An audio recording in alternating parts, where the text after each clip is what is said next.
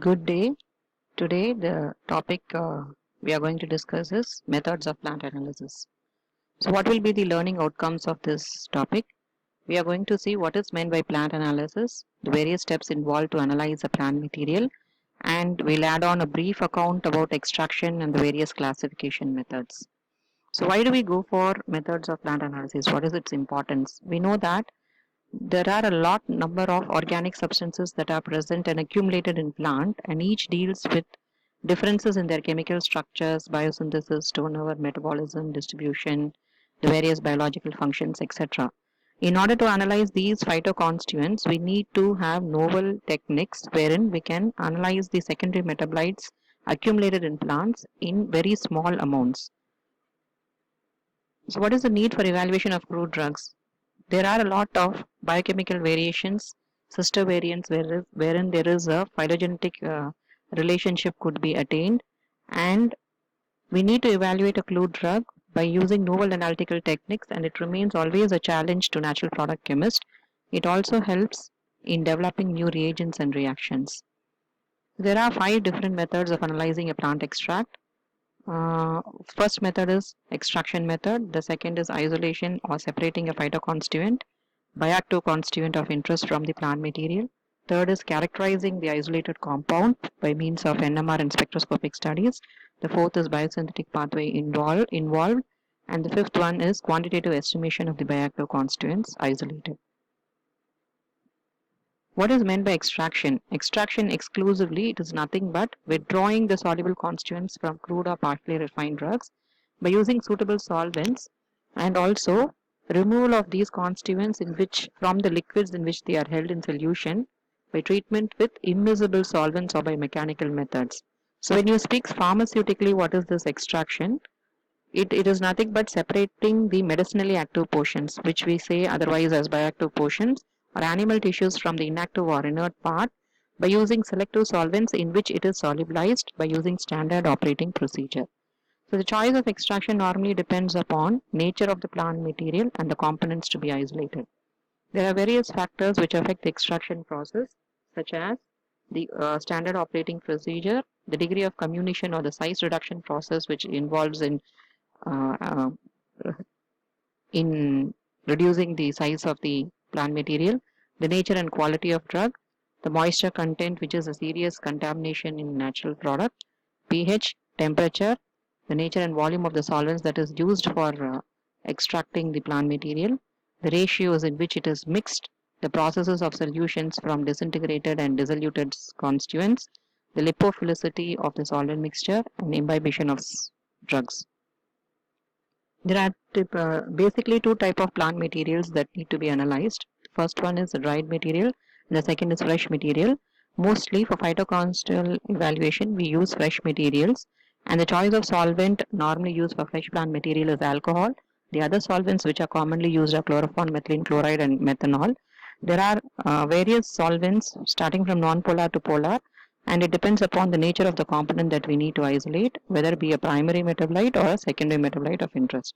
For example, if we need to extract a fatty substance, we use a highly non-polar solvent like petroleum, benzene, hexane, toluene, etc. The second type of plant material is dried material, wherein we go for comminution, that is size reduction depending on the extraction method we use.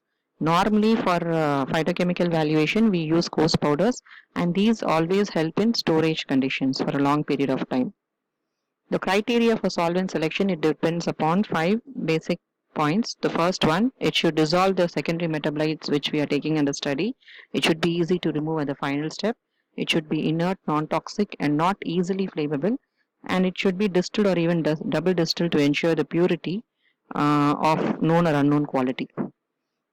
There are 2 processes which are involved in the extraction of drugs. The first is rising of the extractic substances out of the plant cells, which we call it as disintegration. The second is dissolution, which involves 4 steps. First one is the prior steeping and swelling of the plant material. Second is the penetration of the solvent into the plant cell, wherein the cells will swell and absorb the solvent of interest. Third is dissolution, and final is diffusing. How do we classify this extraction processes? It is basically classified under two major classifications. One is with by use of organic solvents, the other is with water.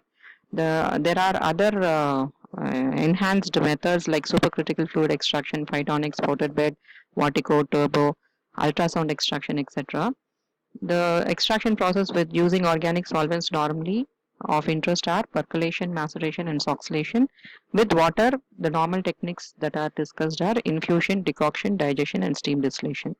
So, out of the methods which were classified, there are five important methods which are of prime importance in evaluation of crude drugs: maceration, percolation, infusion, digestion, and decoction. Out of which the first two involves extraction with the organic solvents, and the last three involves extraction with water. So what does this percolation means? It is nothing but complete removal of the desired extractive substance from the drug material using suitable solvent in which it is solubilized, and it is the objective of using percolation is quantitative extraction. There are various parameters as already discussed which is involved in percolation, such as percolation rate, the quantity of the solvent or the menstruum used, diffusion constant of drug into menstruum and menstruum into drug, and also the permeability of cell wall, maceration time, percolation rate, the amount of drug residue that is being expressed and extracted, etc. So the method is generally around 1000 gram of powdered botanical is dissolved in the menstruum, and it is made it as a damp moist mixture, and it is macerated for 6 hours in a tightly covered container. Then a bed of stratum is also placed above it to keep it always in a damp position, and then after 48 hours of maceration, slowly the first concentrate is collected, and then followed by addition of newer menstruum to the bed of stratum and collection of the second fraction. Then finally we combine both the fractions and concentrate it to 1/3 volume and make up the volume to 1000 ml at last. This is the setup of a percolator. The second method of interest is maceration. It is nothing but simply soaking the botanical or the plant material in a suitable solvent for several hours with intermittent shakings or stirrings. The advantage is it can be used for batch or technical production. It can be used for a number of times because it is highly versatile, and any drug which has high mucilage contents having swelling property, normally the seed drugs can be used for this method. Procedure is simply taking the sample around and adding around 3/4 volume of the solvent and allowing it to stand for a period of 1 week, and then filtering, combining the filtrate and making up to 1000 ml.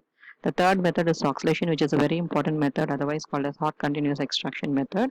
This is particularly used when we need a 100% of a particular component, but there are several disadvantages because here continuously heat is being used, so thermal degradation, the amount of volume that is of solvent used is also larger, and then it cannot be used for azeotropic mixtures or those which are used with the different solvent temperatures.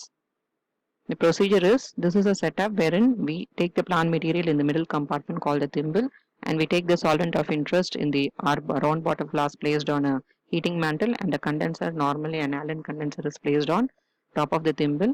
So on continuous heat, the vapors rise through the side tube, which is side arm, and it gets condensed by the condenser. The liquid drops into the thimble, it extracts the phytoconstituents, and it is passed on through the siphon tube, and again it is recycled to the round bottom flask. Once again, as the heat is continuously being given, again the vapors rise, and this process is continued for a period of 72 hours. So this ensures 100% of a particular component. The third method which we use, wherein we use with water, are infusion. It is nothing but simply a dilute solution of the active constituents. The disadvantage of this method is it is very difficult to standardize, and they are very much prone to fungi and bacterial attack, and they are highly unstable too. The next method is decoction, which is a very simple method wherein we use a tea decoction. So here warm slight heat is being always given to the drug, and extraction process is continued for a period of 15 minutes. Then we cool, strain, and then pass on sufficient volume water to collect the second volume. We combine the total extract and then concentrate. So very hard substances like twigs, roots, barks, etc. can be obtained by this method. The only disadvantage is it will last only for a few days unless and until we preserve it or freeze it. The last method is digestion, which is a simple form of maceration where gentle heat is given during the entire process of extraction. So this can be used wherein very mild temperature is used, and the solvent efficiency is increased when we apply gentle heat. The summary of this topic is we have seen the extraction, the definition of extraction, its significance, the different extraction processes that is involved, the factors which influence extraction, and different methods of extraction. We have seen percolation, maceration, which involves with organic solvents, and the last three which we have seen is infusion, decoction, and ingestion, where we use the water as a solvent, and then we have seen the merits and demerits of all the five methods.